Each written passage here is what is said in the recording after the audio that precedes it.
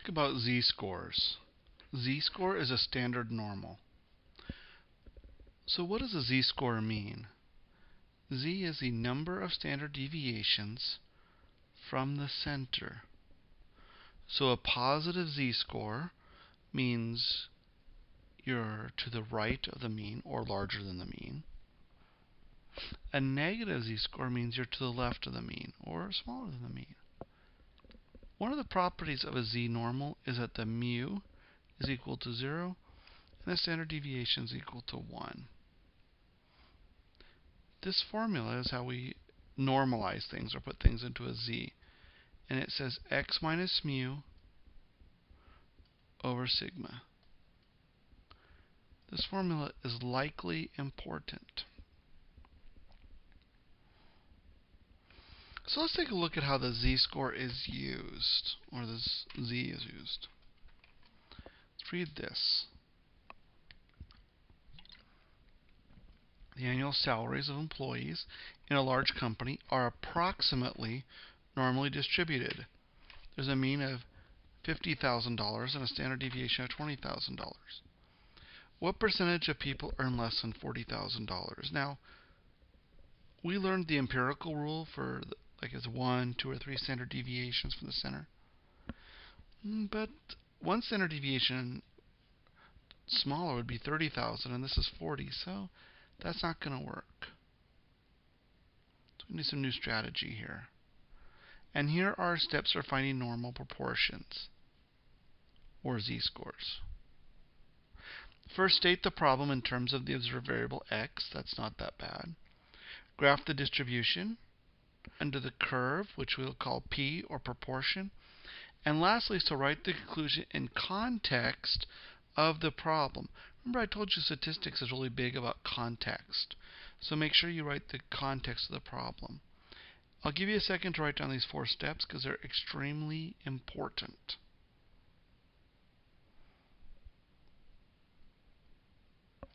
Now, let's talk first about step 3, and then I'll put it all together for you. Step 3, how to find the area under a curve, which is your p-value, or a proportion. To start off with today, we're going to use Table A. Table A is located in the front of your book. It's the front cover. So if you open the cover, you'll see a colorful table there. That's Table A.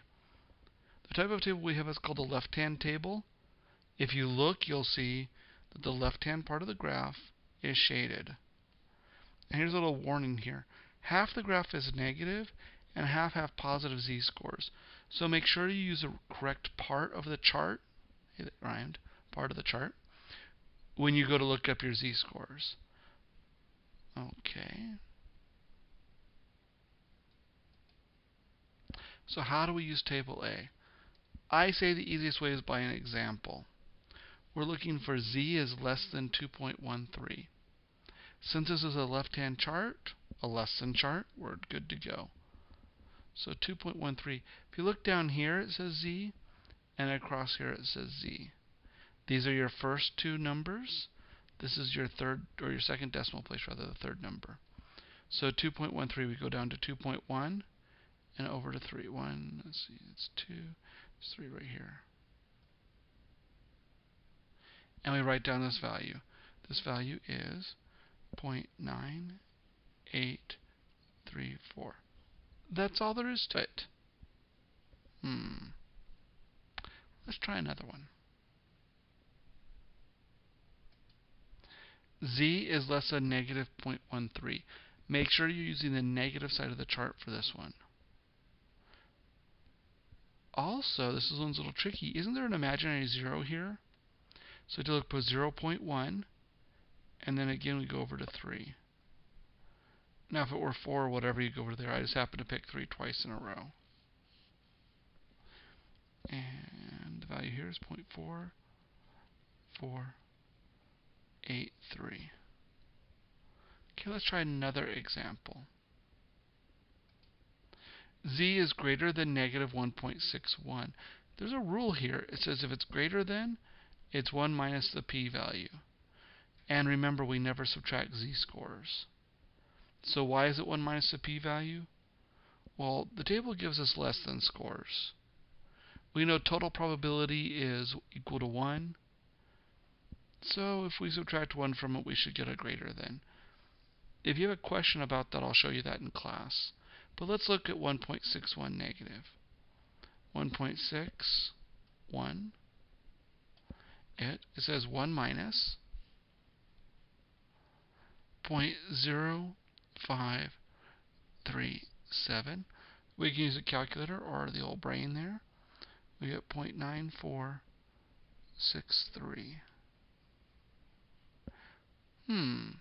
Let's look at one more example. Also make sure, like I said, you really notice that the sign is greater than. And the last example is a between. Z is between negative 1.23 and 1.11. So I want you to look up on your Z table negative 1.11. I'll give you a second and then I'll show you what we're going to do with it for a between problem.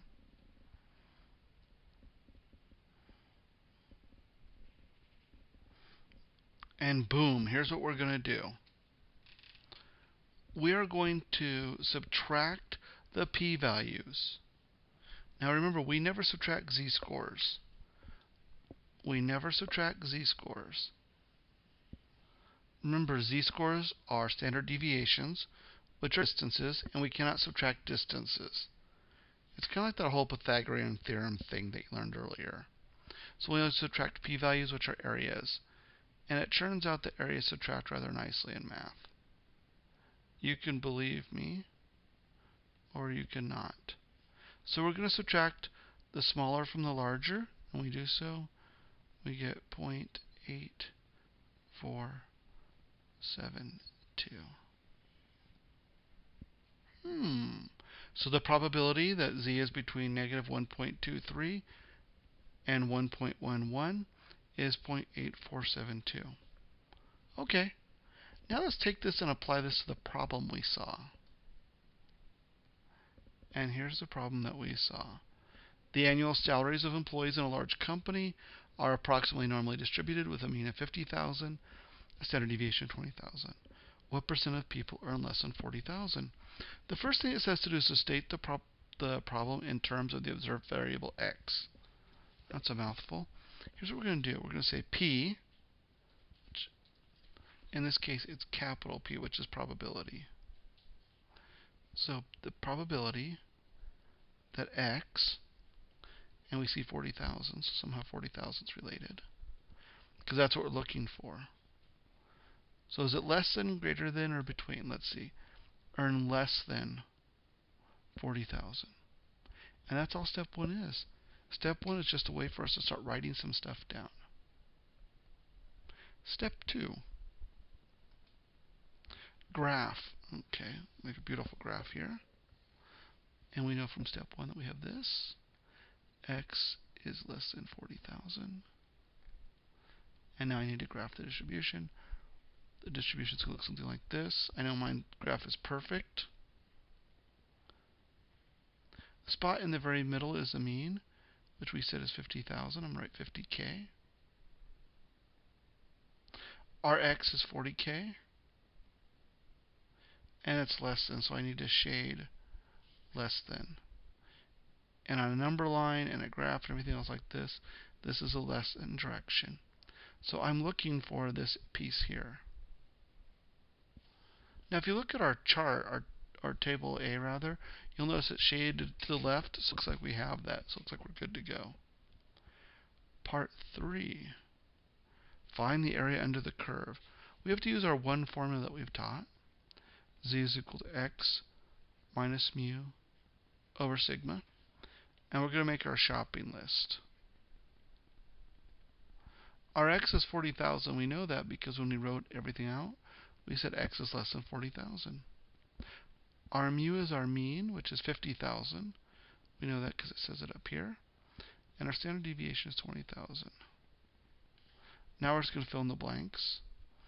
Z is equal to x, which is 40,000, minus 50,000 over 20,000, which is equal to negative 10,000 over 20,000. Z is equal to negative 0.5.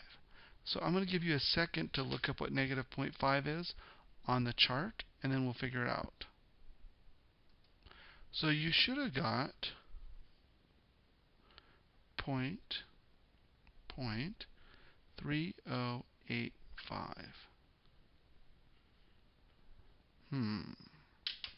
Okay. Let's go on and do step number 4 and put it all together now. The next thing it says to do is to write the conclusion in context of the problem. So I'm going to give you a second to do that, and then I'll give you the correct answer, and we'll compare notes. Hopefully you did okay on that.